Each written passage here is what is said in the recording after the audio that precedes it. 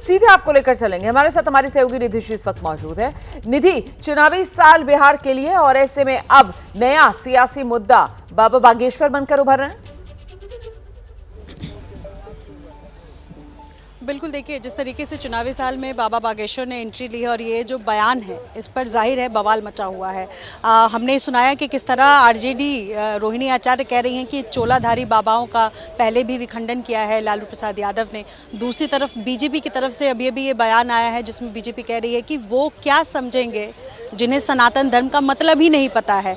BJP के विधायक यहाँ कहते हुए नजर आ रहे हैं कि जो नवरात्र में मीट मछली खाते हैं उनको कुछ समझ नहीं आएगा बाबा बागेश्वर का बयान। तो जाहिर है तुष्टीकरण का आरोप जो है वो बीजेपी आरजेडी पर लगा रही है और दूसरी तरफ वहाँ आरजेडी की तरफ से ये कहा जा रहा है कि बाबा बागेश्वर के बहाने एक सियासत को नया रंग देने की कोशिश और धार्मिक उन्माद फैलाने की कोशिश जो है वो की जा रही है। तो और हालांकि इस बीच में ये भी देखना होगा कि जेडीयू की तरफ से बाबा बागेश्वर वाले बयान का कोई भी प्रतिक्रिया उस पर आई नहीं है। जेडीयू किनारे से निकल ले रही है। जेडीयू की तरफ से कहा जा रहा है कि हमने नहीं सुना है, हमें इस पर कुछ नहीं कहना है।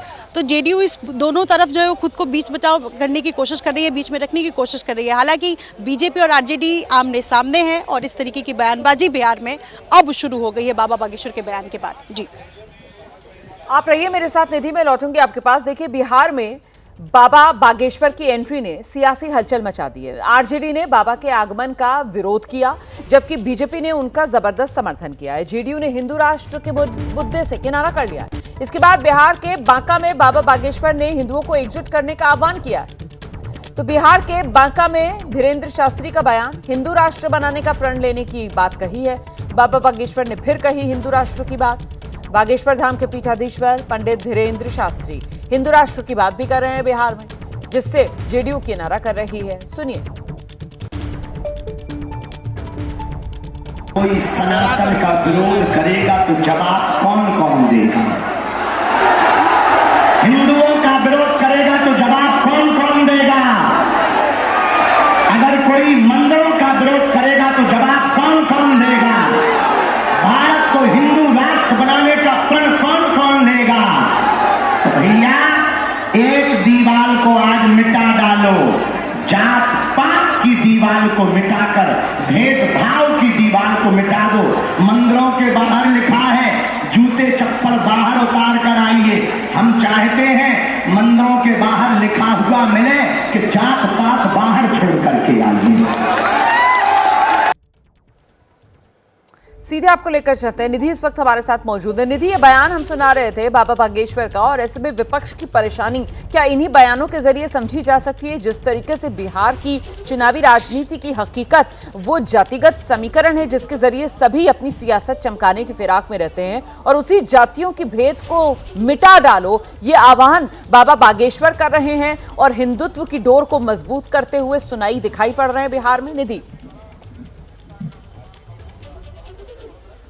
बिल्कुल, देखिए बाबा बागेश्वर ऐसा नहीं है कि पहली बार बिहार आए हैं रोमाना और इस तरीके की बात उन्होंने की हो। 2023 में भी जब पटना के नौबतपुर में दरबार लगा हुआ था उसमें भी बाबा बागेश्वर आए थे और हमने देखा था कि किस तरीके से बड़ी संख्या में बीजेपी और तमाम अलग अलग राजनीतिक दलों के नेता जो है बाबा बागेश्वर के दरबार में पहुंचे थे। और इस बार जब बाबा बागेश्वर आए हैं तो चुनावी साल है, वो क्या कुछ कहेंगे इस पर नजरें पहले से ही थी। और ऐसे में बाबा बागेश्वर ने हिंदू राष्ट्र के नाम पर एकजुट करने का जो बयान दिया है उससे जाहिर है जो जातिगत राजनीति कर रहे हैं उनको एक बड़ा प्रभाव इसका पड़ सकता है। और पहले से ही बिहार में इन दिनों जातिगत राजनीति की चर्चाएं जो है वो चल रही हैं। इस पर पहले से ही बवाल मचा हुआ है। अपनी अपनी जाति के वोट बैंक को साधने की कोशिश जो है वो की जा रही है। और ऐसे समय में जब हिंदू के नाम पर तमाम जाति को एकजुट करने की बात जब बाबा बागेश्वर कर रहे हैं, पूरे राज्य को उन्होंने कहा कि बिहार पहला ऐसा राज्य होगा। तो जब इस तरीके की एकजुटता की बात आ रही है तो जाहिर सी बात है कि जो जातिगत राजनीति कर रहे हैं उनको इससे दिक्कत होगा। चुनावी साल है और ऐसे में इस वोट बैंक में जातिगत राजनीति के जो वोट बैंक है इस पर असर पड़ेगा। और यही वजह है कि आरजेडी को ये रास नहीं आ रहा है और आरजेडी बाबा बागेश्वर को कह रही है कि बाबा बागेश्वर पर की गिरफ्तारी होनी चाहिए। अपमान उन्होंने किया है और उन्होंने विखंडन करने की कोशिश की है तमाम तरीके का बयान। जी बहुत शुक्रिया आपका निधि, इस तमाम जानकारी के लिए। हम आगे बढ़ रहे हैं। बिहार के बांका में दिए बयान का बीजेपी ने समर्थन कर दिया है। जो बाबा बागेश्वर कह रहे हैं उसके समर्थन में बीजेपी उतर आई है। बंगाल विधानसभा में नेता प्रतिपक्ष शुभेंदु अधिकारी वो कह रहे हैं भारत पहले से ही हिंदू राष्ट्र है। बागेश्वर बाबा जो काम कर रहा है वो काम की बहुत जरूरत है। भारत को हिंदू राष्ट्र, भारत हिंदू राष्ट्र ही है, उसको हिंदू राष्ट्र का दर्जा मिलना चाहिए।